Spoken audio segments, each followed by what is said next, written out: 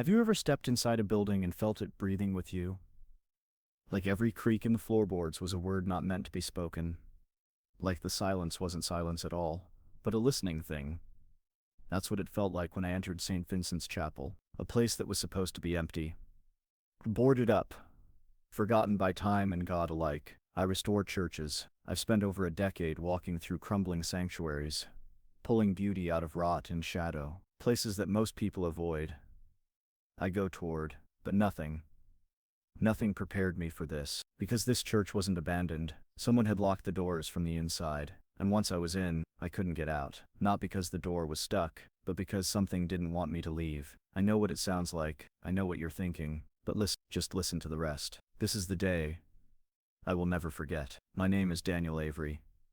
I'm a restoration contractor. Churches mainly, though I've worked on theaters, courthouses, and old libraries too. But churches are my specialty. 14 years in this business. Long hours, cold mornings, dust in my lungs. My hands are always stained with varnish, or rust, or something older, something you can't quite scrub out. People assume restoring churches is holy work. It's not. It's structural integrity, humidity control, stabilization. I deal with rotted beams, flaking frescoes, and brittle windows that snap like sugar if you breathe wrong. And yes, sometimes the places are strange. Old churches have histories. They hold echoes. You hear odd sounds in high places. You find things tucked behind altars that no one speaks about. But I never spooked easy. I've worked solo on rooftops in lightning storms. I've crawled through tunnels under 200-year-old sanctuaries. I once found a mummified dog in the wall of a church in Michigan. Nothing surprises me anymore. At least that's what I used to believe. I approached every job with logic, with blueprints and tape measures, with cautious respect for the space but not the stories. I'm not afraid of work. I don't flinch at dark corners or creaking pews. But then everything changed. Vincent's changed it. There's something about standing in a place that was built for prayer, and knowing no one's prayed there in decades. Something hollow.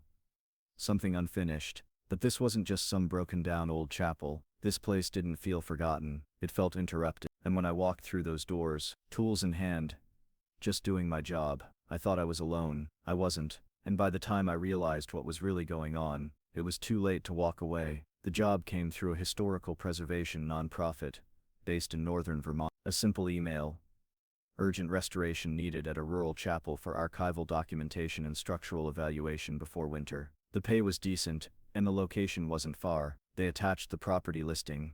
Vincent's Chapel, constructed 1883, decommissioned 1979, standing unused on the edge of Hollow Creek, a town barely large enough to have a post office. I'd never heard of it. The file said the chapel had been transferred to the nonprofit after a tax dispute. No congregation, no records past the 80s. The roof needed inspection, the apse had suffered water damage, and the floor joists were supposedly sinking. Easy work, I thought. I arrived on a cold Thursday morning in October, fog thick enough to smear the landscape into gray. The chapel sat at the end of a dirt road, half swallowed by the forest. Ivy covered most of the stonework. Moss climbed the bell tower like moldy fingers, but the building itself, it wasn't falling apart. It looked still, like it had been waiting. A man stood by the gate when I pulled up. Older, maybe late 70s. He wore a maintenance badge that read Walt. "You here for the inspection?" he asked. His voice was dry, scratchy, like he'd spent too long breathing dust. I nodded. He didn't smile, just handed me an old iron key. "You'll be in and out, right?" he asked. "Shouldn't take more than 2 days," I said, throwing my gear bag over my shoulder. Walt didn't answer right away. He just looked at the chapel. Really looked at it. Then he muttered, more to himself than me, "Doors don't open themselves. If they do, don't go looking for what opened them." I paused. "Excuse me?" But he was already walking back toward his truck, slow and stiff, like his bones didn't want him to turn around again. I climbed the chapel steps, key in hand. The lock was stiff, old brass, still functional. But there was something odd. The key turned easily, too easily, and when I stepped inside, the door closed behind me, hard. I turned back to check it, and found the deadbolt already slid shut, but I hadn't locked it. No breeze, no draft, just me, and that heavy silence. I told myself it was just gravity, just the weight of the door. But then I noticed something else. The inside of the lock had scratches, like someone had tried to claw their way out. The first hour, I tried to work like normal. I unpacked my tools, laid out my structural checklist. I even climbed the choir loft to check for ceiling damage. But the moment I stepped back onto the nave floor, I felt it. that slow, pressing weight in the air. Like the whole building was holding its breath. The chapel was intact, but wrong. Too intact. The dust was minimal. The pews were clean, not polished, but recently touched. The altar cloth wasn't yellowed, just wrinkled, like it had been moved then hastily replaced. And then there were the candles. 3 of them, tall red votives, standing on the left side altar. All of them burned halfway down. But no one was supposed to be using this place.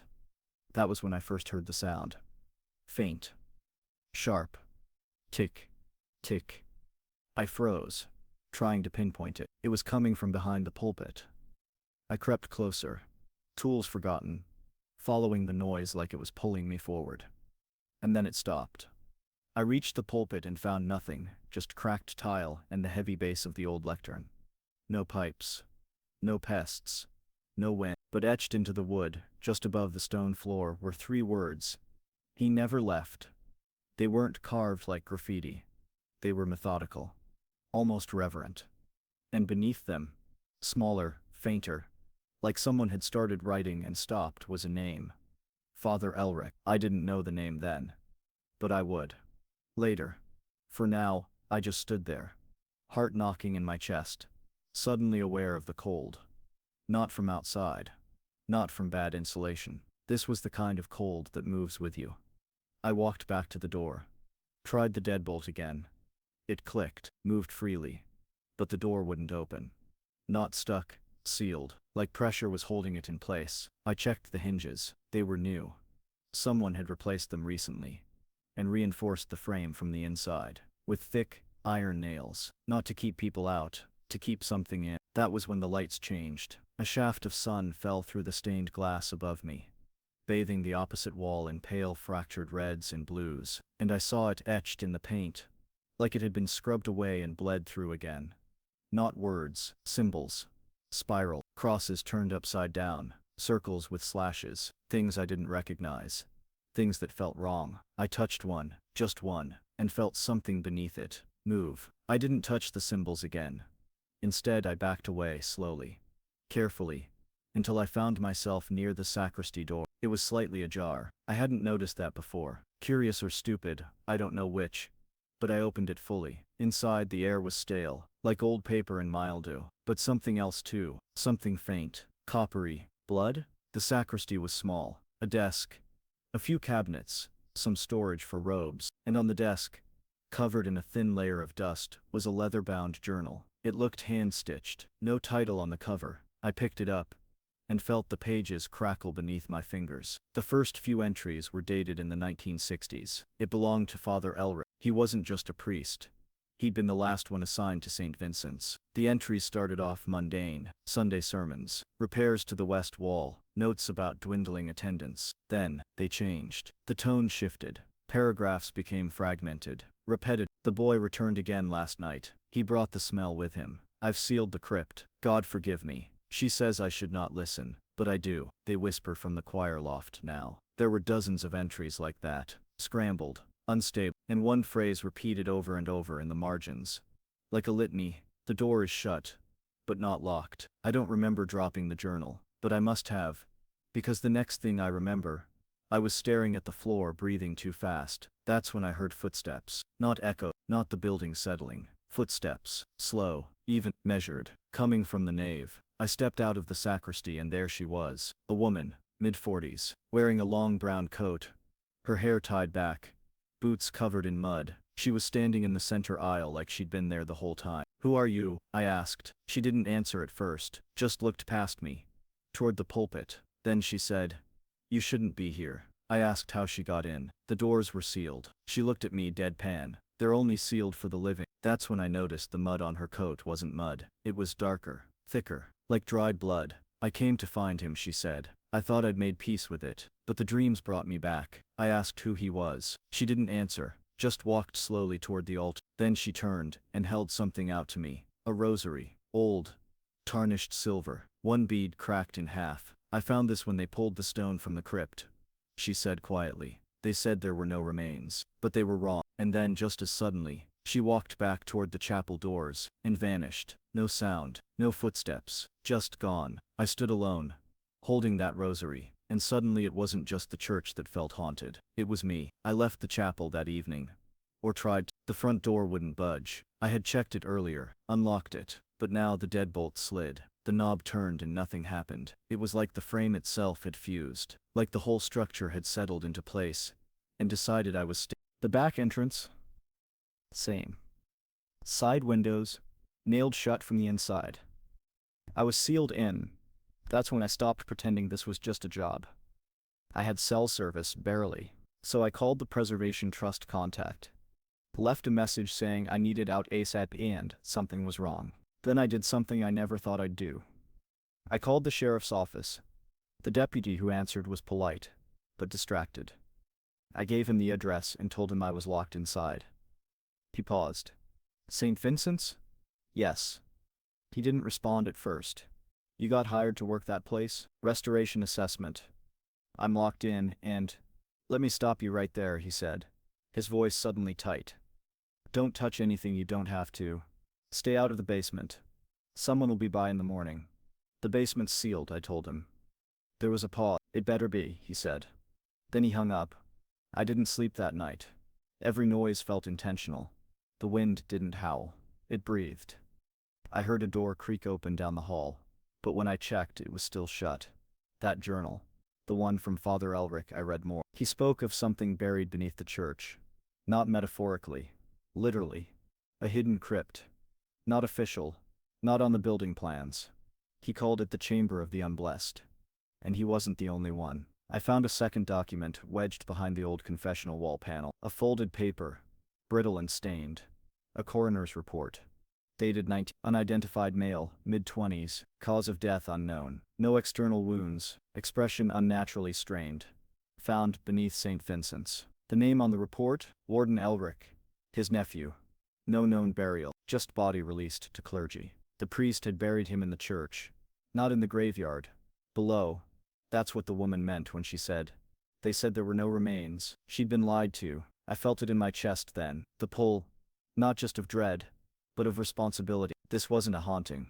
This was a cover-up. One that people still wanted buried. And now I'd seen too much. By sunrise, I was still awake. I hadn't even sat down, just paced the nave like a trapped animal. Eyes darting to every shadow that stretched too far. Every noise that came from the walls. Not within them. I was no longer a restorer. Not real. That version of me. The logical, measured man who dealt in plumb lines and mortar samples. He was gone the moment I found Father Elric's journal. The moment I saw the rosary. The moment the chapel sealed me in. I stopped thinking about structures and stability and started thinking about secrets. What were they trying to hide, and why was I being shown any of it? Because that's what it felt like. Like I was being When I returned to the pulpit later that morning, the symbol I had touched the day before, it was gone. No trace, as if it had never been there. But something else had changed. A loose board beneath the altar had cracked open, warped from below, like it had been pushed. I pried it up. There, under 3 inches of compacted dirt and time, I found the top of a trapdoor. I hesitated. Every part of me said, don't. But another part, deeper, older, said, this is what you were meant to find. I pulled the door open and descended slowly. Flashlight in hand. Stone stairs led down to a single chamber, no more than 10 feet wide. The walls were slick, the air wet and still. At the center, a mound of earth, and a wooden cross. No name, just the words carved into the wood. He would not stay dead. I fell to my knees. It wasn't fear, not anymore. It was grief. For a boy I'd never met. For a priest who buried his guilt beneath the house of God. For whatever it was that had been disturbed, and could not be laid to rest. All this time I'd thought the supernatural was nonsense. Ghost stories were just emotional echo, mold hallucinations, structural stress, subsonic resonance. But this was different, because I hadn't just seen things. I'd heard them, felt them, things that knew my name. Things that whispered from under floorboards and inside walls. Not random, not echoes, aware. And I realized something I'll never forget. Professional coldness isn't armor. Not here. Not when you're standing above the bones of someone screaming to be known. This wasn't about belief anymore. This was about truth, and truth always finds a way out, even through the silence of the dead. I emerged from that hidden crypt, just as the morning light bled through the stained glass windows. And something was different. The chapel didn't feel hostile anymore. The air had shifted. Still cold.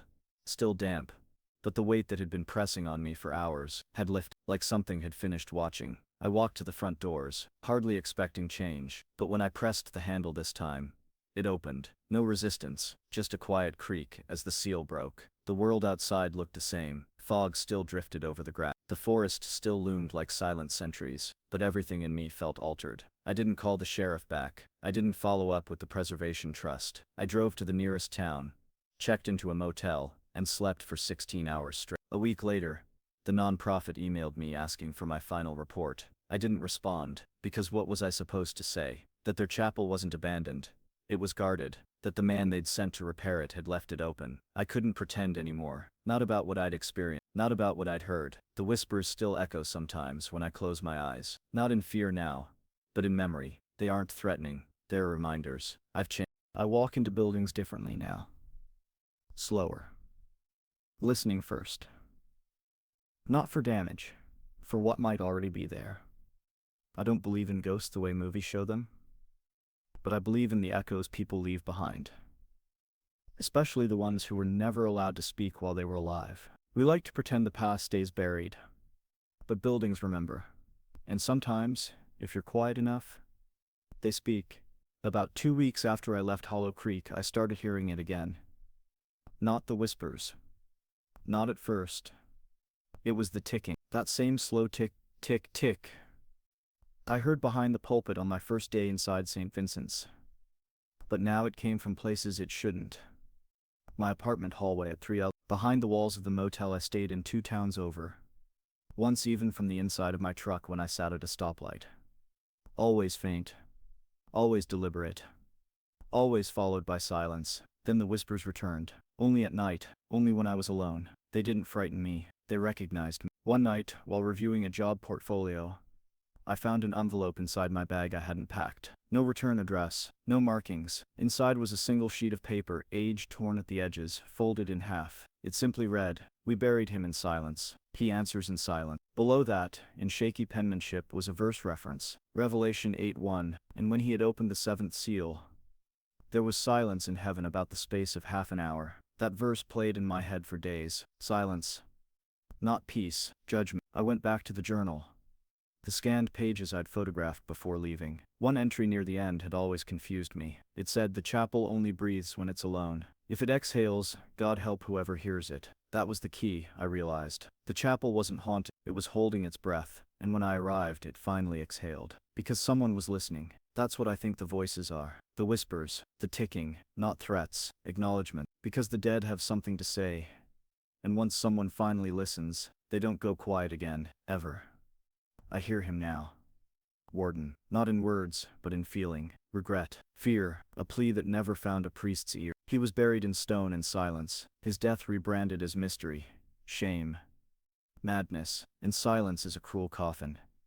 I don't think he wants revenge. I think he wants to be known. The dead don't always need exorcisms. Sometimes they just need someone to hear them. And now that I have, he's not leaving me. I used to believe that silence meant safety. That if a place was quiet, if the walls didn't groan and the air didn't whisper, it was empty, safe. But after St. Vincent's, I understand now silence can be louder than screams. Silence means waiting. Silence means the story isn't finished. And when the dead fall quiet, it's not because they're gone, it's because they're watching. The living forget too easily. We build over bones, paint over scars. We tuck tragedy into basements and crypts, and think time makes it all disappear. But the dead, they don't forget. And sometimes, if no one listens, they find someone who has to. That's me now. I've become the ear pressed to the floorboards, the breath held when the wind changes. Not because I want to be, because I have to be. I started researching other restoration, other chapels with sealed crypts, quiet towns with forgotten disappearances. There's a pattern: buildings that were decommissioned, but never sold,